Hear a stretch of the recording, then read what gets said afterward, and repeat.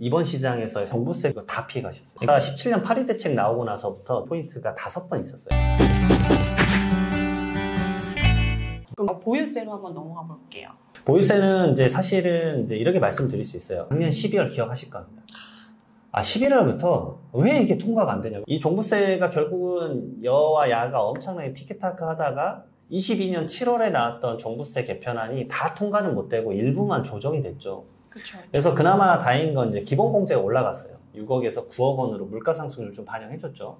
그다음에 1세대 1주택자가 11억 원에서 12억 원으로 올라갔죠. 그래서 이 점이 첫 번째로 상향된 건 좋긴 하지만 이걸 잊지 않으셔야 돼요. 왜냐하면 3주택자 이상자분들의 중과세율은 아직까지도 높아요. 네. 원래는 그거였잖아요. 그 종부세를 거의 반절 줄이는 세율로 가겠다라고 했었는데 6%에서 3% 최고세율이. 근데 지금 최고세율이 5%대잖아요. 그러니까 많이 줄어들지는 않았어요, 사실은. 물론 이제 그 과세 표준이 얼마냐에 따라서는 일반적으로 좀 낮춰주긴 했지만 어쨌든 3주택 이상자의 다주택자분들은 아직까지도 과도하다고 느낄 수는 있어요. 그래서 아직까지는 그 문의가 많으세요. 증여하겠다. 그러니까 이제 자기는 종부세 이제 끝났다고 생각하는데 결국은 확장이 그렇게 나니까 올해 23년 종부세도 지금 부담이 되니까 과세 기준일인 6월 1일 전에 증여를 하겠다. 그래서 요즘 증여 문의가 꽤 있는 편이긴 합니다. 근데 진짜 몇 번 이게 종부세 맞아 보니까 현타 오더라고요. 맞아요. 다들 12월 달에 다들 얘기하시는 분들이 정말 종부세 때문에 현타 온다. 이거 얘기 잠깐만 이제 여담으로 해드리면 이게 노무현 정권 때 생긴 거잖아요. 노무현 정권 때 종부세 경험하신 분들은 이번 시장에서의 상승기 있잖아요. 이거 다 피해 가셨어요. 그러니까 증여가 17년 파리 대책 나오고 나서부터 증여할 수 있는 포인트가 5번 있었어요. 기회가 있었어요. 증여취득세 중간한 뭐 이런 것들에 대한 포인트가 있었었거든요. 근데 아시는 분들은 그때 다 미리 자녀에게 증여를 했어요. 왜냐? 이 아파트가 아시잖아요. 10억이었는데 20억이 갔어요. 25억까지 가고 막 그랬잖아요. 그러니까 알아. 그리고 내가 종부세가 많이 맞을 거라는 거 알아. 그러니까 10억에 주시고 나는 종부세 빠지고. 그러니까 증여자는 종부세 부담이 확 줄어들고 수중자는 주택 하나니까 부담 거의 없으면서 주택 가격 쫙 올라가고. 이거를 가장 많이 한 게 자산가가 많이 움직였던 게 사실은 18년에 19년이에요. 그나마 마지막 막차 타겠다고 한 게 20년도. 진짜 늦은 게 21년. 그러다 보니까 증여가 최근에 거의 4배나 올라갔어요. 증여 인원수랑 증여 재산가액이. 그거를 근데 알고 계신 분들. 이게 왜 무섭냐면 종부세 중에 하나가 뭐가 있냐면 상한가 제도가 있어요. 그러니까 내가 원래 내야 되는 종부세가 2억이에요. 근데 작년에 낸 게 예를 들어서 300만 원이면 3배 이상 안 내게끔 시스템이 돼 있잖아요. 그러니까 원래 내야 될 게 2억인데 900만 원 내니까 뭐 감당할 만하네. 그러다가 그 다음 연도가 또 되죠. 그 다음 연도에 종부세 계산하니까 2억 5천이에요. 하지만 또 한도 걸려요. 9억에서 900만 원에서 얼마? 3배인 2,700만 원. 여기까지는 또 할만해. 그 다음 연도 되면 얼마죠?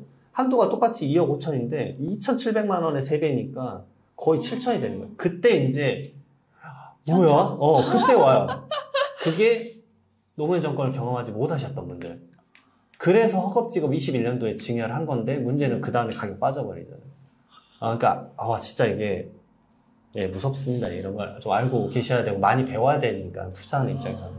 근데 이런 얘기를 들으니까 진짜 약간 자산가분들은 이렇게 자산 관리를 이렇게 이장원 세무사님을 통해서 받으셨던 분들은 그런 식으로 포인트를 알아서 했을 텐데 사실 이렇게 자산 관리를 받을 수 있는 분들은 많지 않잖아요. 그렇긴 하죠, 사실은. 네네. 그런 면에서 저희 채널 보시는 분들이 오늘 되게 도움이 많이 되실 것 같아요. 근데 여기서 추가로 제가 또 말씀드리고 싶은 건 궁금한 건 요번에 2020년도로 공시지가 환원하겠다고 했는데 어떻게 가능할 거라고 보세요? 우선 첫 번째, 이건 무조건 될 것 같아요. 네. 왜냐하면 공동주택가격, 개별주택가격을 산정하는 기준이 뭐냐면 표준지 공시지가거든요. 근데 표준지 공시지가가 최근에 보도자 항상 1, 2월에 나와요. 이미 5.96%가 빠졌어요. 표준지가 그 정도 빠지면 내 아파트 가격에 이제 공동주택 가격이나 이제 개별주택 가격은 한 10% 빠지시다고 보면 돼요. 그건 진짜 희소식이네요. 그러면 부담 좀 완화되죠.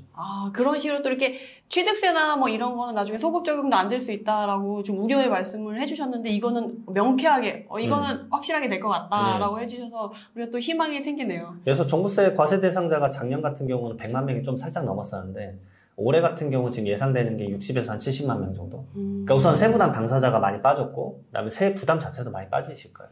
아, 정말 이건 좀 희소식이네요.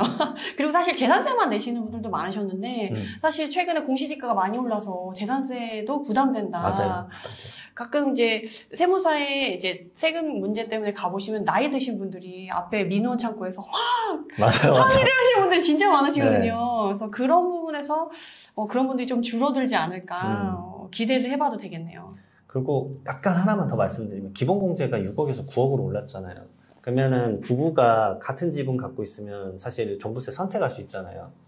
그러면 기존 작년 같은 경우는 각각 6억 적용을 받을 것이냐, 아니면 11억 원의 그 고령자나 장기 보유에 따른 그 세액 감면 받는, 공제 받는 거 80%까지 받는 거 중에서 선택하는 상황이었는데, 지금은 이게 부부가 9억씩 올라가 버리니까 18억 원까지는 제가 봤을 때는 무조건 1세대 1주택 그 12억 원을 선택하는 것보다는 훨씬 더 싸게 나올 거다.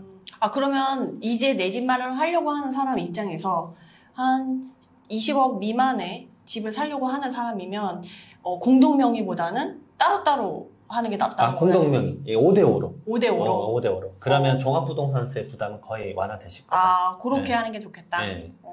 근데 이제 개인적인 의견이기는 한데, 작년 같은 경우는 6억이니까 둘이 합쳐도 12억. 근데 혼자 받을 때 11억 원. 그러니까 차이가 얼마 안 나잖아요. 근데 9억 되니까 갑자기 18억 원과 12억 원이에요. 아. 차이가 커졌잖아요. 근데 이 법 자체가 생긴 지가 3년이 안 됐어요. 진짜 개인적인 의견이에요. 이 법이 없어질 수도 있다.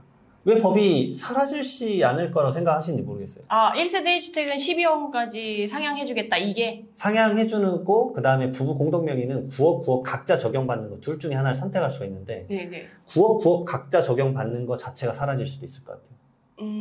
그러면 이제 좀 곤란한 상황이 펼쳐지는 거죠. 그러면 그냥 그 주택 자체는 일반적으로 1세대 1주택자 그것만 선택할까 한다거나.